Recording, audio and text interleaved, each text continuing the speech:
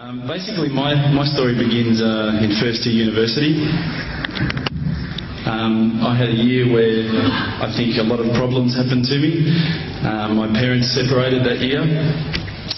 My dog died. That was a particularly tough day. Subhanallah. I had 2 car accidents in the space of 1 week. And also, sadly, I had a friend pass away that year. I think that year led me to sort of ask some questions along the lines of, why am I here? What's the purpose of life? Why do I get up in the morning? Why do I even bother?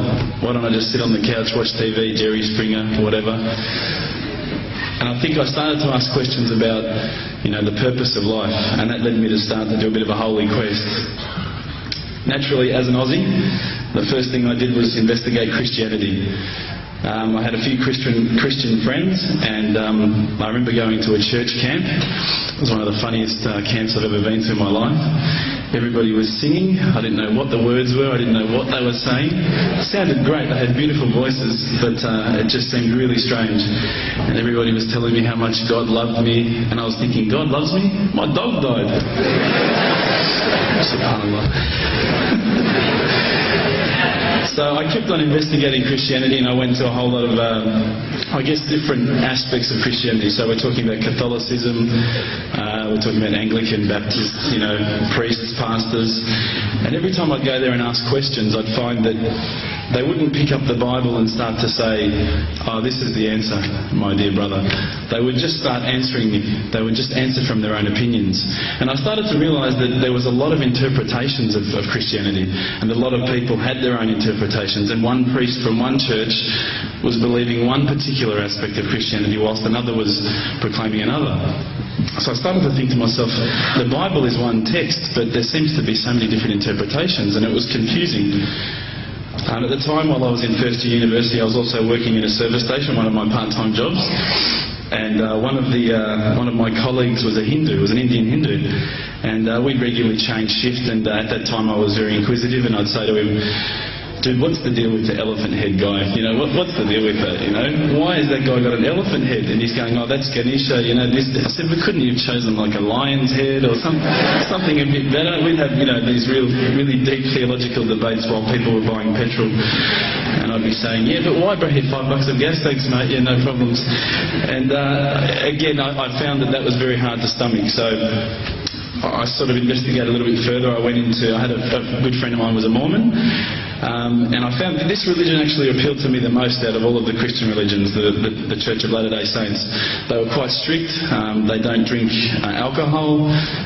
They don't drink caffeine, so unfortunately Coke's out, guys, because I know Levos love Coke. But again, there was that leap of faith I felt that I had to make to embrace this religion. And I found that, I wasn't just into making a leap of faith, I wanted proof.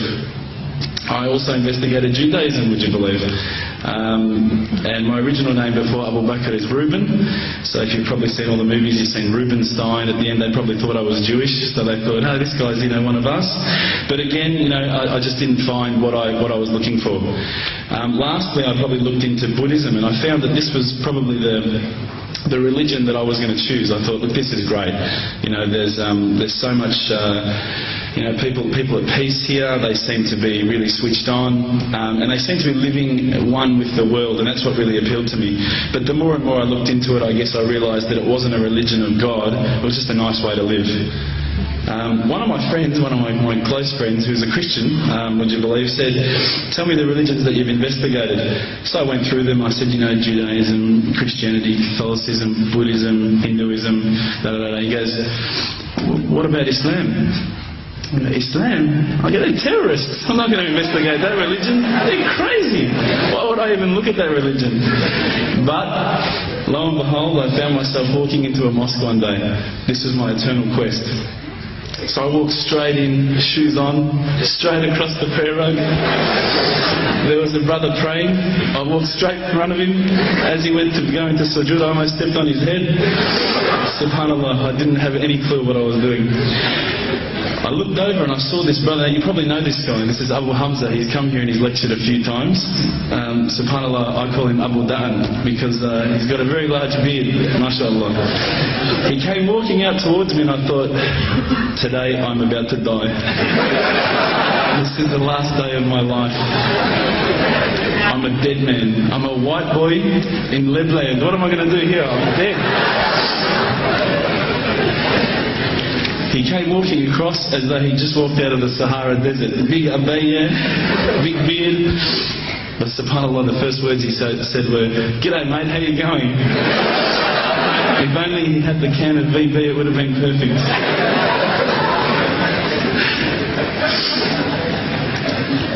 SubhanAllah, I was very taken aback by his welcoming nature. As Aussies, I guess now, I don't want to offend any Australians here, but my upbringing is from a country upbringing. My parents raised me as an atheist. They were raised as Christians. They were dragged along to church every Sunday, and they hated every minute of it. So as soon as we were born, they drummed it into our heads that when you die, you're worm food. That's it. There's no afterlife. There's no God. It's all rubbish. So I was raised as an atheist. So when I walked across and I saw Abu Hamza and he was talking to me in a very polite fashion, which I was very thankful for because I was sure I'd seen him on the 5 o'clock news hijacking a plane the day before. Now, Aussies are hospitable, don't get me wrong, but Lebos are the most hospitable people I've ever come across. And as the brother Hamza was saying, these brothers were making me cups of tea, and I honestly needed to keep going to the toilet every 5 minutes. They just kept putting tea in front of me, biscuits. I'd never seen anything like it. And I think to some degree I kept coming back for the biscuits, but also for the religion.